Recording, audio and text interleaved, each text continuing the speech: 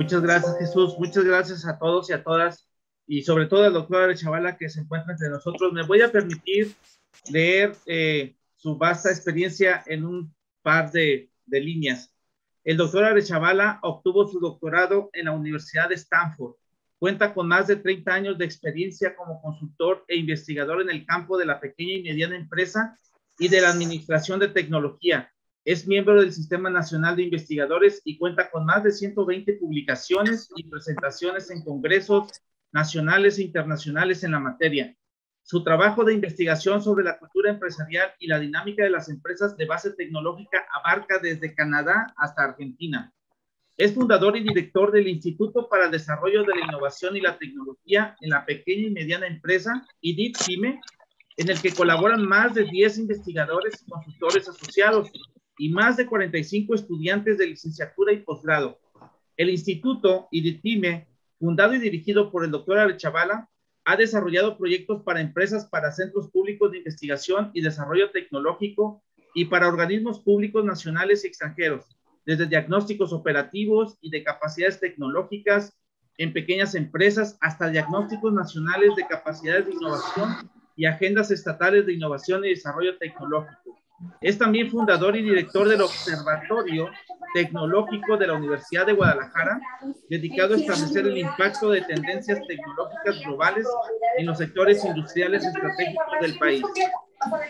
Por lo cual, damos la bienvenida al doctor Arechavala y le damos las gracias por estar aquí. Por supuesto, más adelante le diremos en qué se ha convertido. Muchas gracias, Toris. Es realmente un honor. Te agradezco mucho el retomar el contacto más estrecho con CIATEC. Voy a iniciar la presentación.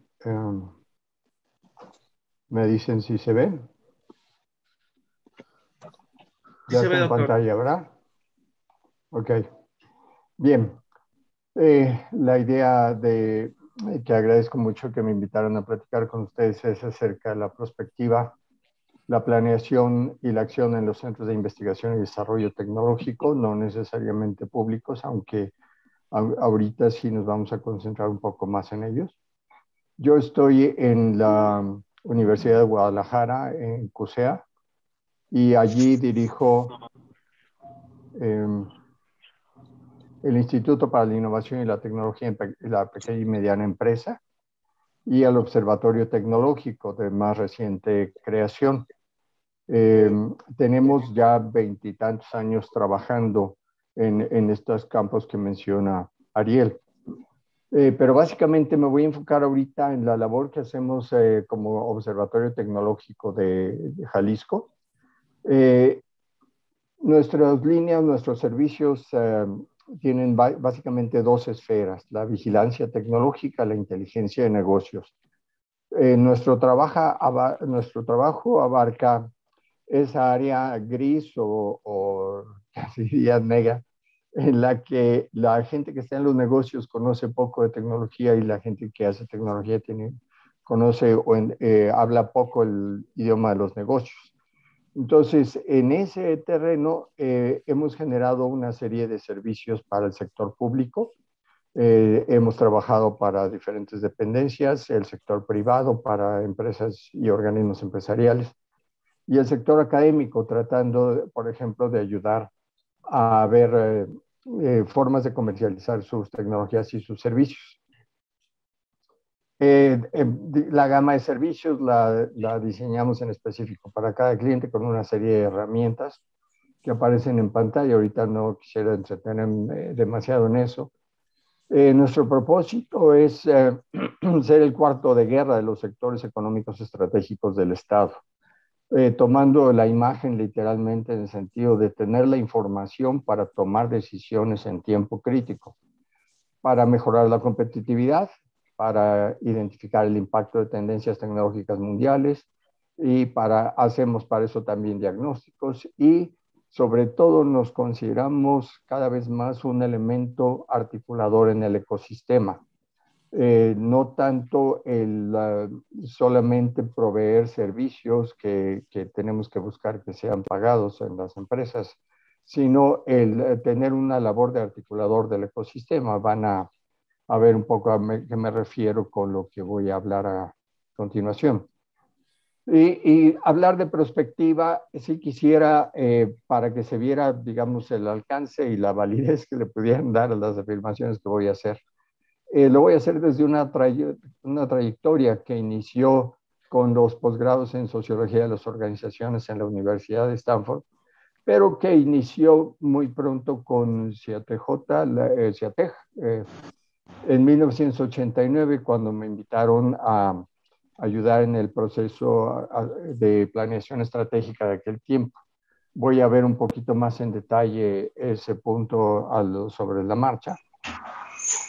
Pero a lo largo de en este esfuerzo que comento de articular sistemas, surge principalmente porque en todos estos años he continuado, aquí aparecen solamente algunos de los proyectos, atento, estudiando, investigando, digamos, los sistemas regionales de innovación en Canadá, el de celdas de combustible, de biotecnología, de nanotecnología y otros más. También nos tocó como instituto hacer elaborar el plan de negocios para el Laboratorio Nacional de Genómica Vegetal de Cinvestav en Irapuato. Después de eso, más recientemente, participamos activamente en las agendas estatales de innovación que auspició CONACYT, pero concretamente nos tocó participar en los de Tlaxcala, Baja California Sur y Michoacán. No, desafortunadamente no participamos directamente aquí en la de Jalisco. Y luego después hemos trabajado para la Secretaría de Innovación, Ciencia y Tecnología, las agendas regionales de innovación.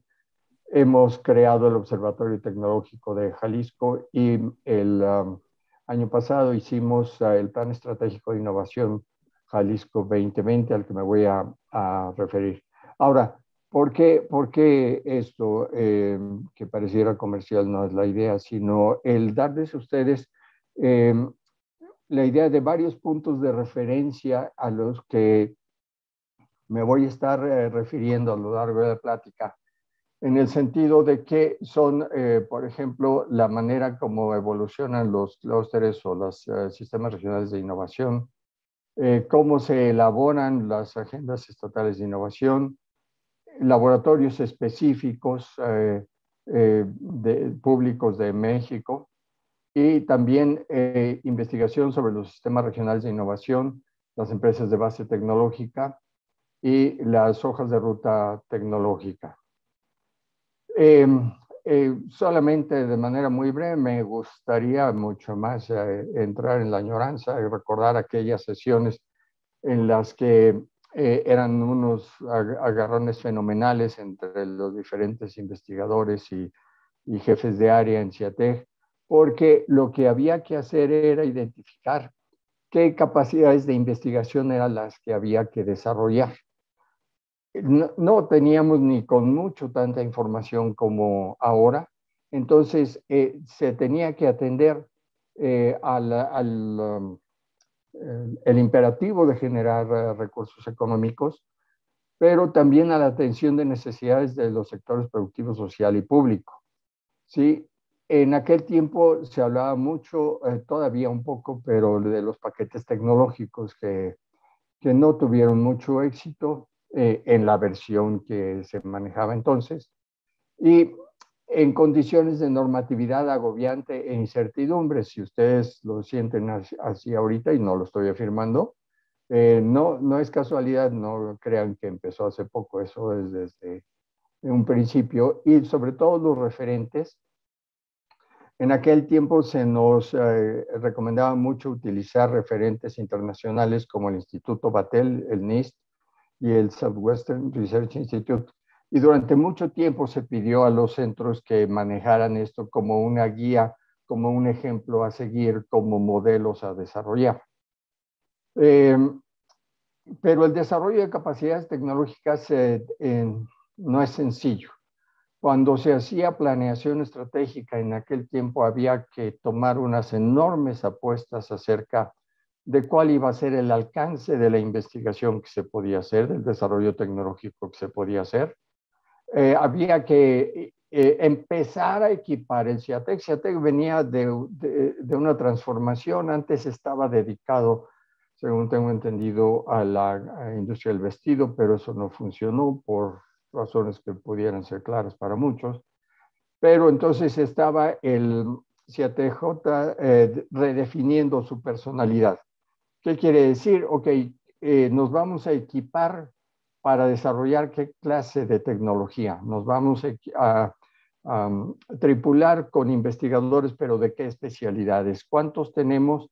Y hasta qué punto lo que tenemos ahorita nos condiciona el camino de lo que podemos hacer. Y es una apuesta porque siempre ha habido el imperativo de tener servicios para las empresas, pero cuando uno va y encuentra a las empresas y ve eventualmente alguna empresa interesada en una capacidad que podemos desarrollar, pero que no tenemos.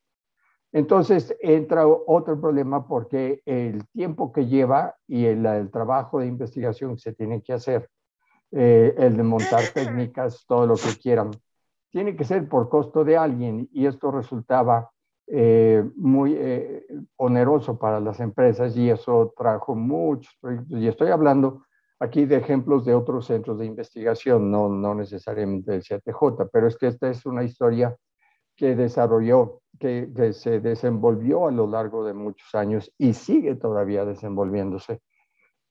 Porque los centros de investigación tienen que tomar decisiones, hacer apuestas y muchas veces abandonar líneas de equipamiento, líneas de trabajo que han querido desarrollar para orientarse a otras que están más cerca del mercado. Por ejemplo, la medición de flujo en CIATEC provocó cambios muy fuertes, revocacionamiento, redireccionamiento de equipos enteros de gente y de equipamiento físico.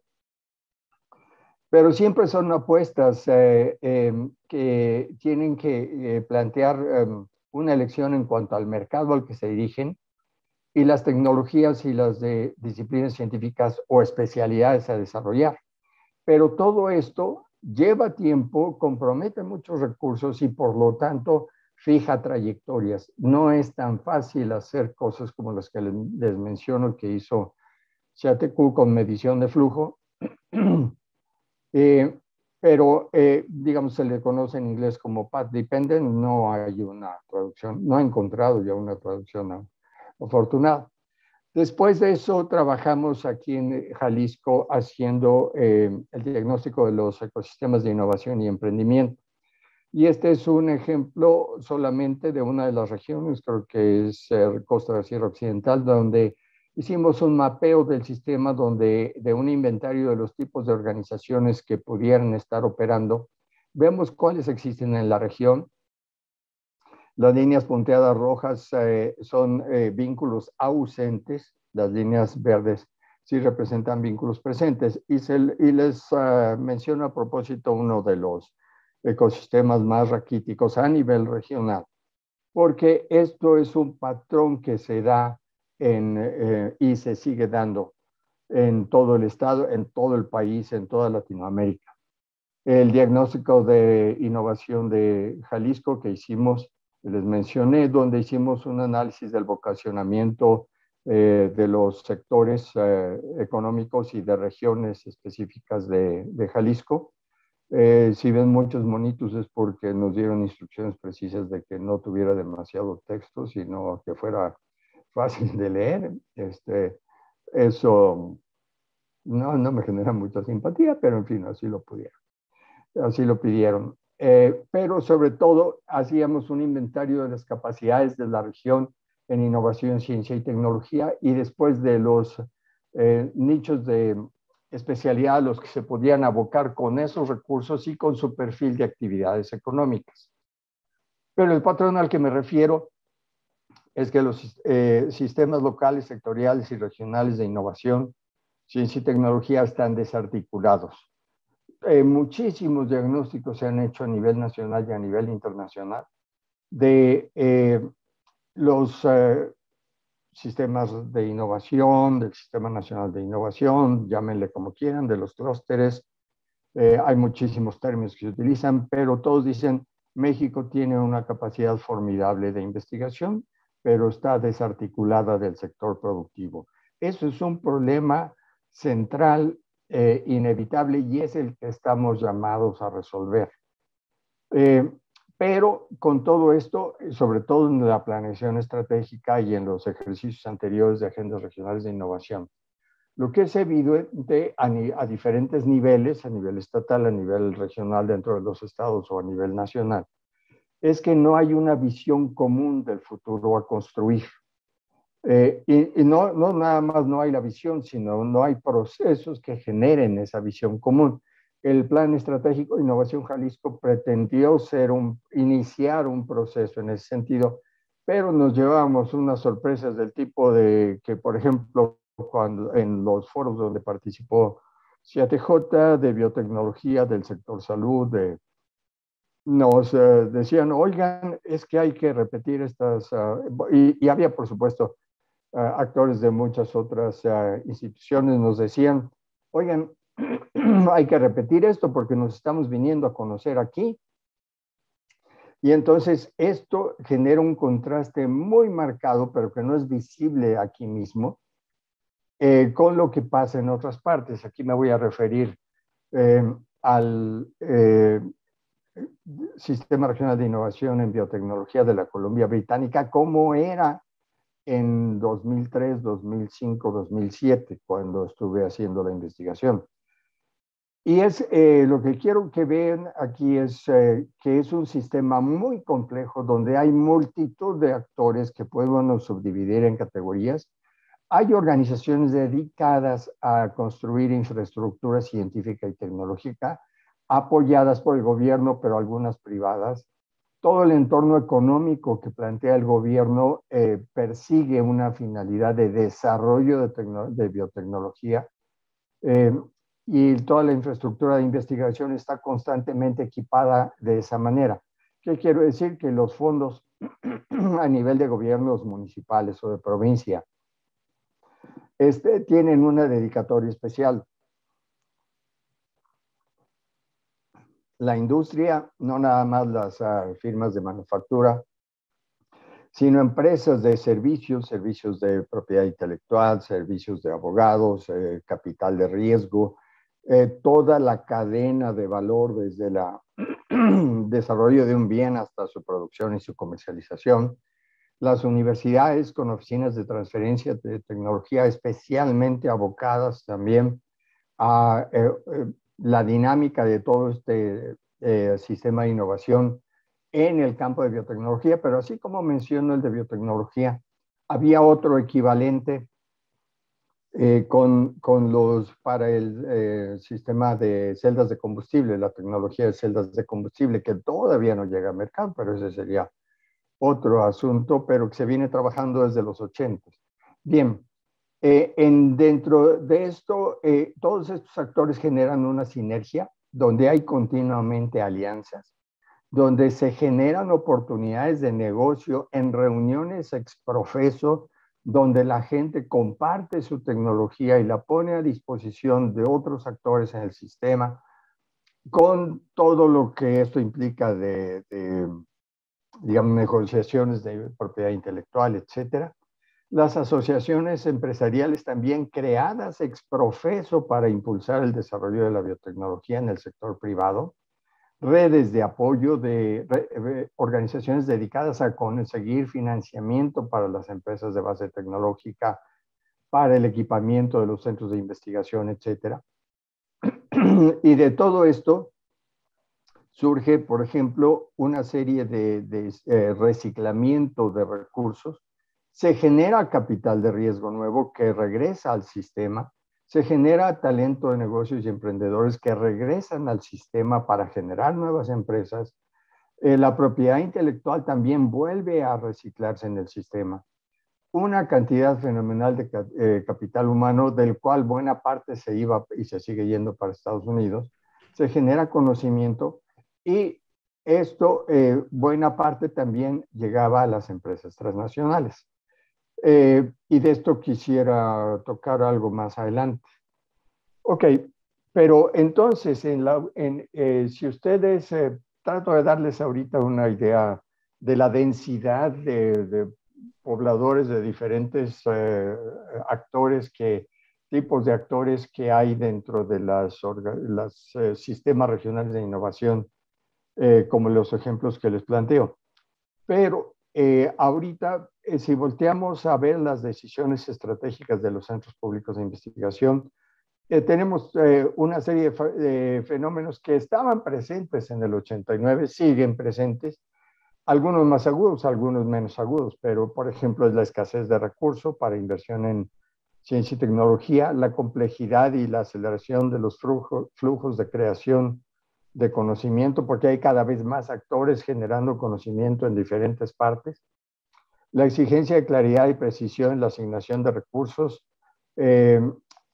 que van especializados, la forzada disyuntiva a generar proyectos de frontera o vender servicios técnicos y tecnológicos, y por lo que yo alcanzo a ver en la actualidad, los centros de investigación de la red CONACYT siguen en esa tensión constante de tener que estar decidiendo qué tantos recursos dedican a proveer servicios a la industria, qué tantos recursos dedican, tanto humanos como físicos, a generar proyectos de frontera, porque de los dos se les pide cuentas. Estos esfuerzos, sobre todo para los centros públicos de investigación, plantea la disyuntiva también que siempre se ha pedido a los centros de atender a la pequeña y mediana empresa, y yo denomino rescatar a los rezagados. Es la parte que digo donde nos toca estar evangelizando. Todavía resuena en todo este contexto la afirmación de que la mejor política industrial es que no haya política industrial. Esto es de sexenios anteriores, pero ahorita mejor no voy a hacer comentarios porque resulta delicado. Algo que yo llamo las angustias existenciales de los centros públicos de investigación es que fueron creados para resolver fallas de mercado, pero fallas de mercado entendidas como en los países industrializados. En ellos, la inversión de las empresas en ciencia y tecnología es subóptima. ¿Por qué? Porque solamente invierten en aquellas innovaciones que están en etapa competitiva o de llegar a mercado. No invierten en ciencia básica, y llega un momento en que el comportamiento, el desempeño de las innovaciones requiere de un entendimiento que solo viene del conocimiento científico propiamente hablado, y entonces una sociedad en esas condiciones no tiene suficientes recursos de conocimiento ya desarrollado como para poder seguir alimentando el proceso de innovación. La inversión pública, social, probablemente a través de los centros públicos de investigación sería la solución. Pero esto no es así, porque el contexto de las empresas que deberían estar solicitando, pidiendo servicios tecnológicos, innovaciones tecnológicas a la industria, no tienen costumbre de manejar la tecnología como arma de competencia. Su estrategia típica es replegarse a abatir los precios, y eso se hace reduciendo el costo de la mano de obra. No me voy a meter mucho aquí, disculpen que vaya rápida, pero entonces hay un rezago tecnológico entre los que vienen más atrás, los que estamos destinados a ayudar, y los que podrían demandar tecnología. El vacío institucional al que ya me referí es básicamente, hay una cantidad inmensa de labores de intermediación que no se están desempeñando, y el marco legal es poco propicio. Entonces, la perspectiva tecnológica para los centros públicos de investigación, para tomar decisiones en los centros públicos de investigación, ¿qué contexto, a qué necesidades debe obedecer? Sigue habiendo una incertidumbre económica tremenda, no hay la estabilidad de otras economías, la rentabilidad de las innovaciones y tecnologías es incierta. O sea, un centro de investigación desarrolla, entre comillas, un paquete tecnológico, sale a venderlo y luego resulta que no es rentable como tal. hay una incertidumbre tecnológica porque siempre hay barreras técnicas que son impredecibles y muchas veces insalvables. Las cadenas globales de valor son turbulentas y bueno, lo podemos ver claramente en la industria automotriz ahorita.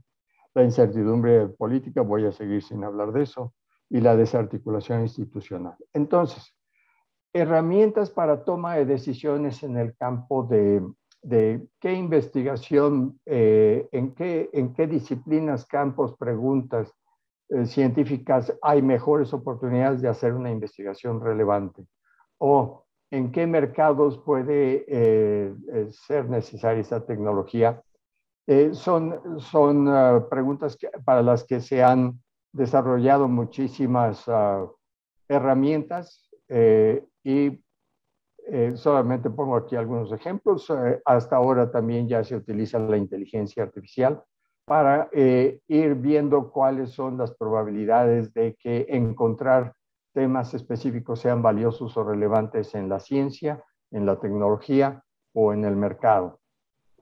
Pero de todo esto no le voy a decir mucho al laboratorio de prospectiva tecnológica de CIATJ y al mismo CIATJ.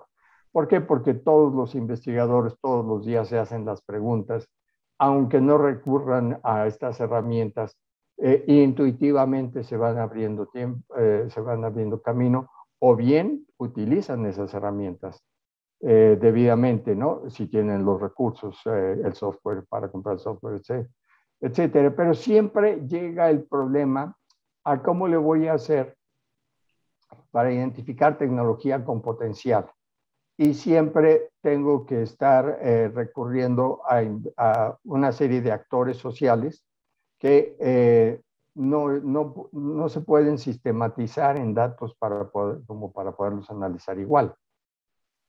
Y entonces, nuevamente, cualquiera de todas estas herramientas se puede utilizar, pero con los propósitos centrales que la organización, el Centro Público de Investigación, debiera tener claros.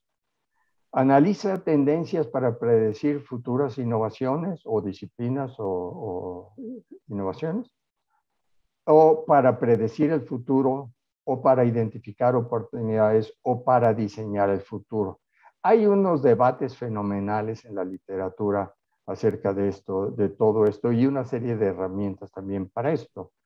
Pero la pregunta es, los centros de investigación que, por ejemplo, están trabajando para algún sector específico, ¿cómo deben enfrentar, cómo deben utilizar las herramientas? Y aquí el problema central también de la prospectiva es que la mejor de las predicciones acaba siendo coartada por innovaciones disruptivas que por lo general provienen de sectores diferentes al sector con el que se está trabajando.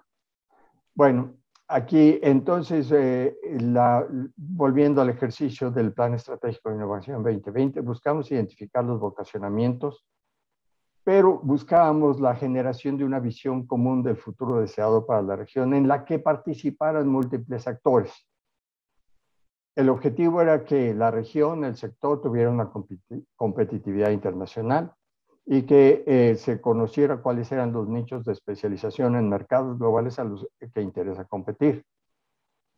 Y, por supuesto, con eso las capacidades de innovación, ciencia y tecnología que son necesarias en las regiones o en los sectores para lograrlo. Y la generación de proyectos para desarrollar esas capacidades.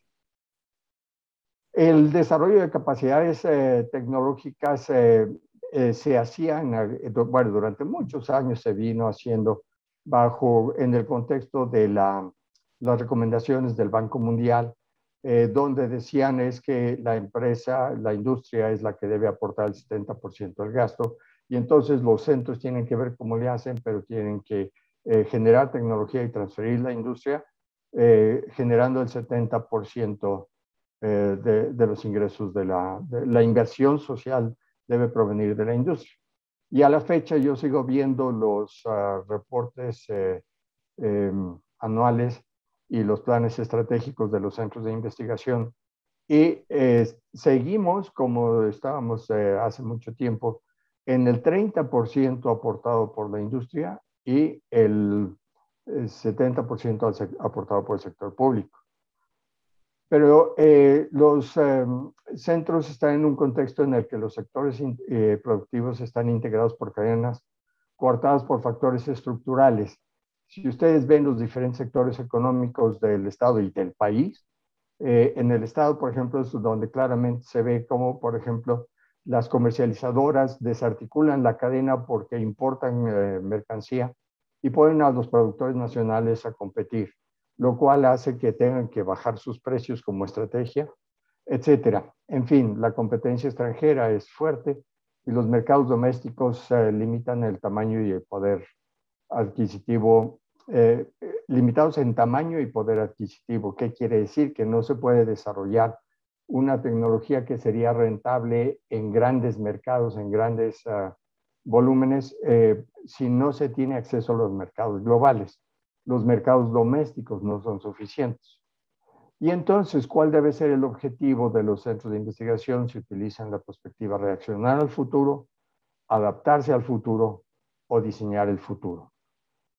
Y entonces, ¿qué herramientas pueden aplicar? La identificación de tendencias y factores de cambio, de acuerdo. La construcción de escenarios futuros, de acuerdo. La identificación de oportunidades, problemas no resueltos o identificados todavía.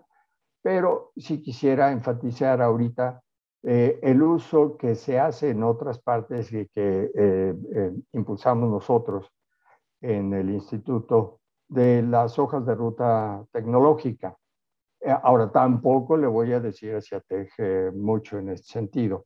Lo que sí le voy a decir es que las preguntas que se hacen, los objetivos que se proponen al generar hojas de ruta tecnológica, tienen que estar gobernadas por, bueno, las preguntas que yo propongo que se hagan, se utilicen en los procesos de planeación es a qué segmentos o cadenas de valor de preferencia globales de empresas nos dirigimos. ¿Cuál es el nivel de rezago, las oportunidades que tienen a los mercados internacionales? ¿Qué capacidades deben tener para competir en mercados internacionales de 3 a 5 años? ¿Cómo construimos las hojas de ruta para cerrar esa brecha? ¿Qué capacidades desarrollamos las que necesitan ahora las empresas o las que desarrollarán, necesitarán en el futuro? ¿Cuáles son las preguntas relevantes? ¿Qué visión común podemos desarrollar del futuro que queremos para el ecosistema en esos sectores? ¿Con quiénes y cómo? Esto a lo mejor lo debía haber puesto también resaltado en amarillo. Debemos desarrollar esa visión común. Y aquí voy a referirme rápidamente a CIATEG por su respuesta estratégica a las presiones ambientales a las que me vengo refiriendo. Optó en varios momentos, como otros actores del ecosistema han optado, en encerrarse, en un poquito, no diría aislarse, pero sí, por ejemplo, generar una serie de barreras, sobre todo en torno a la propiedad intelectual, etcétera, por necesidad, porque fue su respuesta al contexto estratégico que he descrito. Pero en un momento dado, ahorita, las hojas de ruta que debe construir CIATJ, lo importante no es que las construyan sus directivos para el propio CIATJ, sino que juntos generen una visión común. ¿Por qué? Porque en metodologías que se han desarrollado en Europa y que ya se extendieron a Asia, se ve, se llama la estrategia de especialización regional inteligente. La visión regional del futuro deseado se debe articular entre los diferentes actores del sistema económico. Las capacidades deben desarrollarse para generar ese futuro deseado y la política industrial debe ser coherente y sostenida respaldando esos objetivos. ¿Qué quiere decir? Que cuando CIATEG trata de responder a todos estos imperativos de comercializar tecnología, etcétera, por sí solo está enfrentando muros, está chocando con muros. ¿Por qué? Porque hay una gran cantidad de actores a su alrededor que deben estar participando. ¿Cómo podemos desarrollar con las empresas y con el sector público las capacidades que necesitarán para competir dentro de 3 o 5 años? Ya un mayor plazo es aventurarse demasiado. Las innovaciones tecnológicas están cada vez más lejos de las capacidades de organizaciones aisladas. Esto no se lo van a encontrar dicho en la literatura. Bueno, hablo como investigador ahorita, porque esto es algo que solo se respira estando en el seno de esos sistemas regionales de innovación. Háblese de Boston, háblese de la Columbia Británica, háblese de Saskatchewan, Toronto, etcétera, donde sí operan clústeres y sistemas regionales de innovación en todo el sentido de la palabra. Entonces, allí se da un conocimiento tácito de cómo se le hace para comercializar, llevar una tecnología a mercado, que no se van a encontrar ustedes documentado fácilmente. ¿Por qué? Porque eso es parte precisamente del conocimiento tácito que tienen los actores de esos sistemas, de que cuando tienen un problema de propiedad intelectual no van con un litigante, sino van a una oficina de despacho de propiedad intelectual a que les ayude en la negociación, porque cuando un investigador necesita una infraestructura no recurre simplemente a estar esperando que buenamente caiga una convocatoria de fondos gubernamentales para poder concursar para equiparse, sino que hay oficinas, incluso empresas dedicadas a facilitarle a los investigadores el tener acceso a fondos, etcétera. Luego también los dependencias gubernamentales tienen gente específicamente dedicada a estar explorando diferentes industrias para conocer sus problemáticas y desarrollar instrumentos para apoyarlas, sobre todo en el sentido del desarrollo tecnológico. Entonces, esto es algo de lo que les quiero comunicar. En México no vemos este hecho. Nuestro capital social tiene valores nulos o negativos, y esto es una afirmación fuerte. Capital social, entendámoslo como la confianza que puedo tener que mis interlocutores o la gente con la que interactúa, uno, puede realmente lograr los objetivos que estamos hablando, y dos, no va a haber un oportunismo, no se va a aprovechar, no me va a madrugar. Nuestra cultura, y así vivimos y así estamos acostumbrados a vivir, así respiramos, es abusado porque si te descuidas te madrugan, ¿sí? Y entonces a eso me refiero con que el capital social es nulo o negativo. Lo que se respira en las entrevistas, en las reuniones en las que me ha tocado participar, es que hay esa confianza en el 90 y tanto por ciento de la gente, de los actores de diferente tipo. El empresario tiene confianza de que el agente de la organización pública que se acerca a ayudarle realmente le va a ayudar. De que hay, por ejemplo, una serie en el IRAP, el IRAP es una oficina que se dedica a llevar la tecnología a las empresas, y entonces se les asigna a las empresas ingenieros que van, estudian sus necesidades, sus problemáticas y luego les llevan tecnología. Y hay una confianza completa en las dos partes, bueno, casi completa, pero por lo menos mucho mayor que entre nosotros. Voy a tomar aquí algo de la Agenda Estatal de Innovación Jalisco, en la que participó fuertemente CIATJ, y lo pueden ver sobre todo en esto y en biotecnología, porque aquí se definieron los sectores a los que querían abocarse, o los sectores estratégicos que se ven como estratégicos para Jalisco. En este de alimentos para salud y en este de alimentos funcionales. Y voy a tomar un ejemplo, porque me ha tocado conocer algo de lo que hace CIATEG en este campo. Desde hacer el mapeo completo de las tecnologías que se pueden utilizar para alimentos funcionales, sobre todo de las berries y todo esto. Y eso es formidable, como perspectiva tecnológica es formidable, porque es un mapa que permite tomar decisiones. Sí, pero después las tecnologías que desarrollan, ¿cómo se van a llevar a mercado? Tendría que ser parte de una cadena que llevara hasta los mercados de alimentos funcionales en Canadá, por ejemplo. Sí, y para eso se necesitaría una gama de participantes de organizaciones que ayudaran en el proceso que todavía no existe, yo no la veo. Entonces, esto también de hojas de ruta tecnológica no les voy a decir mucho.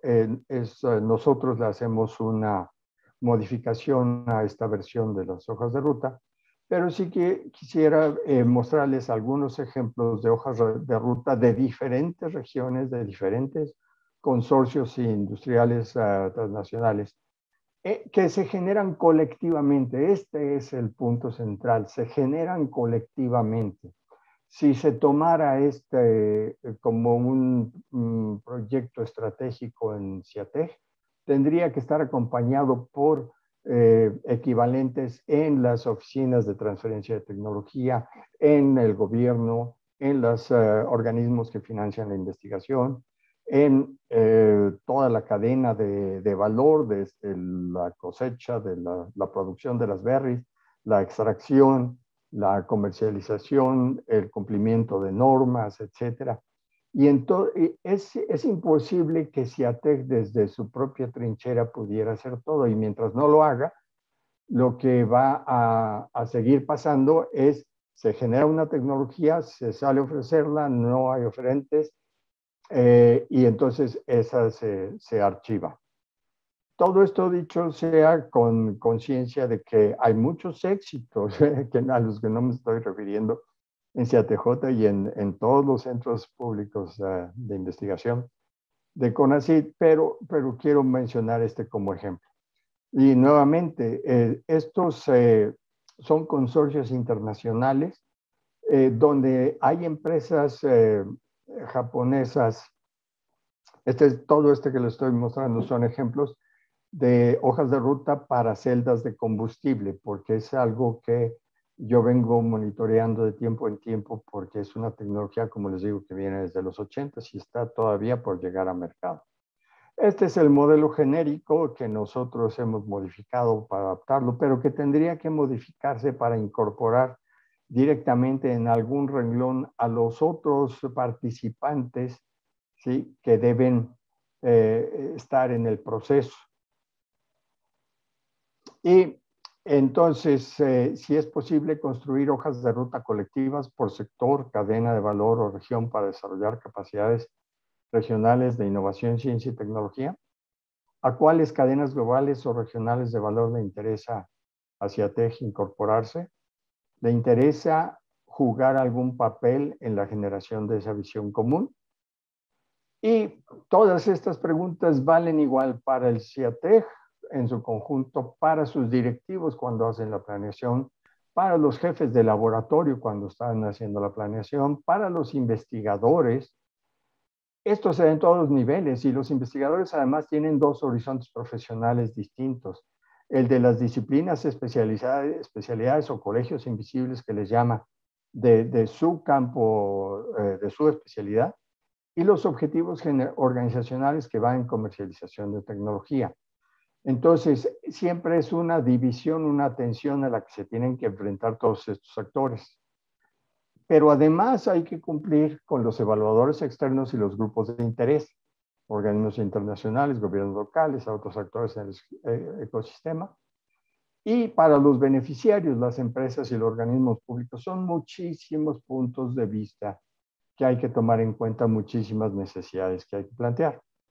Todo hace que los procesos de planeación sean complejos, muy complejos, porque estas tensiones vividas al interior de las organizaciones generan algo que me hubiera gustado describirles con más detalle, de aquellos agarrones que nos daban, bueno, se daban los directivos de CIATJ en aquel tiempo. Yo me salía y cuando bajaba el nivel de ruido ya volvía a entrar.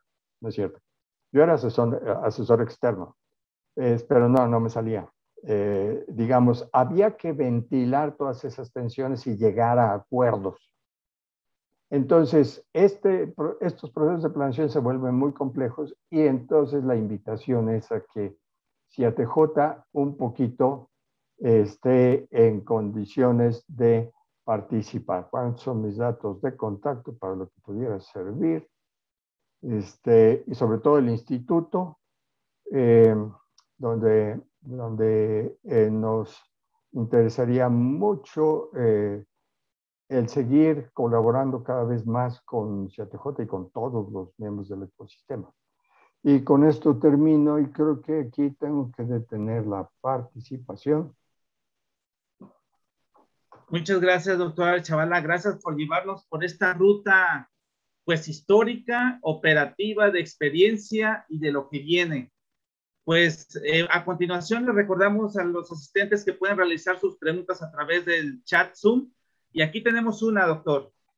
Es de Alba Vallejo. Buenos días, gracias por su plática. ¿Qué estrategia dinámica se sugiere para dar seguimiento a lo que se acuerda durante la interacción del área de desarrollo y la industria en los diversos foros, en entendido que la inversión gubernamental es cada vez más escasa? Es excelente pregunta, pone el dedo en la llaga. Ha habido varios intentos de iniciar estos procesos y desde muchas fuentes. Cuando los intentos son iniciados desde la esfera gubernamental y cuando hemos participado en ellos, me he cansado de decir, oigan, este plan no nada más hay que dejarlo ahí, tenemos que darle seguimiento. Porque si no, la gente, los participantes, no solamente no van a hacer nada, sino que van a estar vacunados. La próxima vez que vengamos a decirles, oye, hay que generar un sistema regional de innovación en biotecnología, nos van a, si me permiten la expresión, nos van a picar los ojos.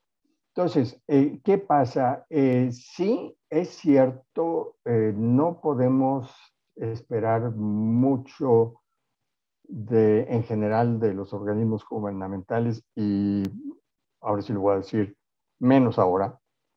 Entonces tenemos que generar iniciativas de los actores locales. Y eso es un poco el cascabel que le quiero poner al gato con el propio CIATJ. O sea, que el CIATJ tome la iniciativa de convocar en aquellos campos estratégicos y mercados o cadenas de valor estratégicas en las que quiere participar, a empezar a generar esta visión común. Si no lo hacemos, la apatía es difícil, vuelve y cada vez más fuerte. Pero creo que sí, este es el punto central de estos procesos. Si no hay seguimiento, todos nos quedamos vacunados y la siguiente vez menos vamos a participar. Gracias, doctor. El doctor Javier Harrison pregunta, ¿qué pasa más en los CPIs para la planeación? ¿El enfoque a mercado o las políticas cambiantes de CONACYT?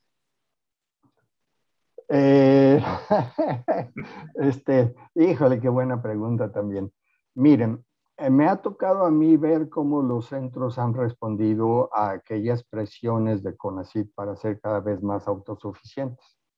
Pero también me ha tocado ver cómo, por ejemplo, el Langevio, el Laboratorio Nacional de Genómica Vegetal, después de que hicimos todo este plan de negocios con servicios bien identificados, para mercados bien identificados, mercados internacionales, etcétera, CONACYT le retrasó los recursos para su creación tanto tiempo que después se les cerró la ventana de oportunidad y tuvieron que replegarse a buscar, a concursar en fondos de investigación básica. ¿Sí? Los dos mundos, el mercado y la academia, son las dos fuentes de ingreso y CONACYT, por un lado, presiona y por otro lado, en los mismos convenios de desempeño, les dice, bueno, ok, pero para evaluarte te voy a evaluar por cuántos posgrados, cuántos egresados, etcétera, tienes.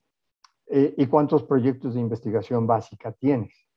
Entonces, esa dualidad genera una tensión. En unos tiempos ha predominado la orientación a mercado. Me tocó ver, por ejemplo, a principios de este siglo, el CIATQ desarrolló una mentalidad empresarial formidable. La cultura organizacional respiraba mentalidad empresarial. Y de todas maneras también abrieron ventanas del otro lado. Cosa que no es mala, creo que sí es necesaria, pero sí el centro tiene que vivir en sus procesos de planeación, tiene que ventilar esas tensiones y tiene que tomar decisiones y apegarse a ellas, porque debe ir otra vez en conjunto con otros actores. Sí, por seguir con este ejemplo, que es completamente ficticio, salvo por los datos que les mencioné, de que se quisiera desarrollar toda la cadena de valor de los alimentos funcionales, entonces la industria debería comprometer recursos, el gobierno debería comprometer recursos, el centro debería invertir con vistas en eso. Y sí es una apuesta y nadie garantiza que va a ser rentable, pero como fija trayectoria, como es path dependent, hay que ver con mucho cuidado cuándo se va a cambiar, si es que se va a cambiar, y qué costos tiene. Y en todo caso, tampoco se pueden perseguir proyectos de mercado que nunca llegan a ventilarse. Las celdas de combustible desde los 80 se vienen trabajando en Canadá y es la hora que no llegan a ser rentables, que no llegan a mercado, pero ahí vienen, ¿sí? Entonces, si no hay esa visión de largo plazo en todos los actores, el centro sí se queda viendo qué año cada ejercicio, de dónde aprieta más. Hay fondos para investigación básica, pues nos vamos para allá. Que ahora no, que ahora tenemos que salir a vender, pues a vender aunque sea servicios técnicos. No lo digo en un sentido peyorativo, pero sí en el sentido de que consume recursos. ¿Son rentables? Sí. ¿Son fáciles? Sí. ¿Hay mercado? Sí. Pero la gente que dedicamos a eso es gente que nos dedicamos a desarrollo tecnológico. Entonces, esta sí también es una eterna preocupación a la que están destinados los centros.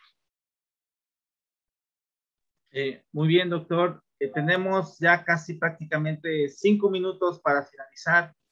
Y yo quisiera, aquí hay otra pregunta, doctor, del doctor Ricardo Cosío. ¿Qué nos puede decir en relación a que los ecosistemas de innovación favorecen el desarrollo social y el impacto social? Lo mismo, quizá porque es en secuencia inmediata de las anteriores preguntas, pero también conozco muchos proyectos, muchos centros de investigación, no solo de la red, que están involucrados en proyectos de desarrollo social, impacto social, y el POTEA es uno de ellos, pero no me voy a referir a él. Tienen la misma... están sujetos a las mismas contingencias. Por ejemplo, si un proyecto de domesticación del robalo en Chiapas va bien, pero a Zagarpa le cortan los fondos que puede dedicar a esos proyectos porque llevan desarrollo tecnológico, llevan desarrollo social, no pueden ir separados, etcétera, el proyecto se cae. ¿Y dónde quedó? Pues dónde quedó, quedó igual que los paquetes tecnológicos, como por ejemplo una famosa trilladora que desarrolló CIATQ y que nunca vendió una sola, mucho menos el paquete tecnológico, ¿no? Pero en el caso del impacto social y el desarrollo social, los proyectos yo conozco, incluso da más coraje, perdón que hable de reacciones personales, pero da más coraje porque son aquellos proyectos donde quizás el gobierno pudiéramos decirle, a pesar de los argumentos que expuse sobre las fallas de mercado y todo esto, pudiéramos decirle, ok, está bien, si quieres no inviertas en tecnología para las empresas, pero invertir en tecnología para desarrollos productivos sociales, eso, pues ¿de dónde me sales? ¿Con qué no?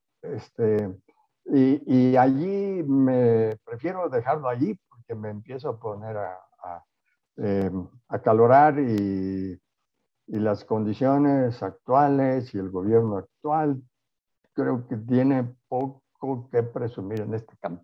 Y ahí lo dejo. Muy bien, doctor. Pues muchas gracias. Nos quedan prácticamente 3 minutos. Yo quisiera hacerle una pregunta también. Entonces, ¿qué se tiene que hacer? ¿Cómo hacer para que los centros públicos de investigación enfrenten estos nuevos retos? ¿Desde dónde se tiene que comenzar?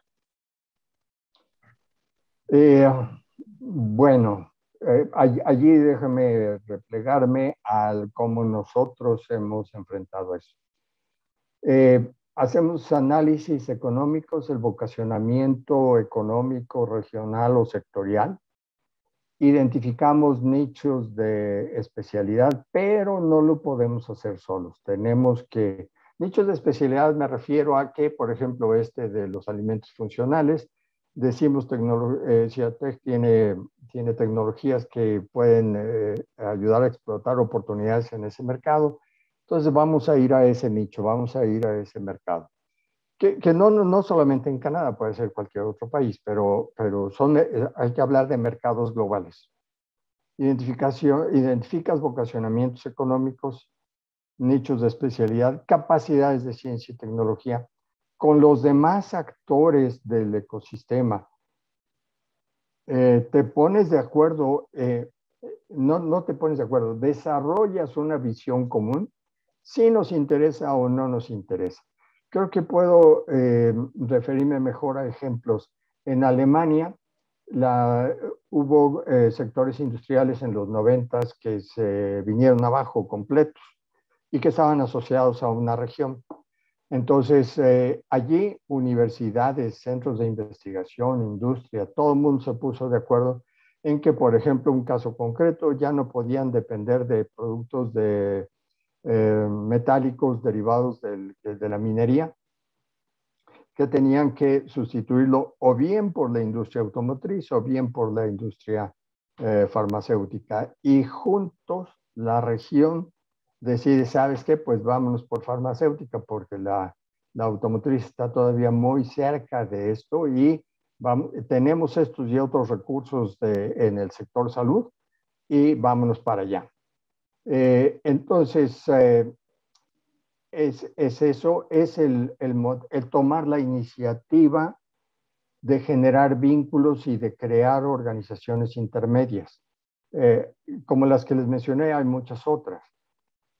No se van a crear mientras no haya la demanda, pero Ciatec y los centros públicos de investigación no deben ocuparse solamente de tratar de vender ellos directamente la tecnología, sino de generar vínculos y generar estas otras organizaciones intermedias que traduzcan el idioma de unos a otros actores, porque créanme, son mundos diferentes, son mundos distintos. Y yo creo que con eso me gustaría seguir hablando más, pero se acabó el Muy tiempo. bien, doctor. Pues muchas gracias, le agradecemos bastante, es un honor tenerlo aquí presente y más que estuvo en casa también y la conoce desde hace mucho tiempo. Muchas gracias.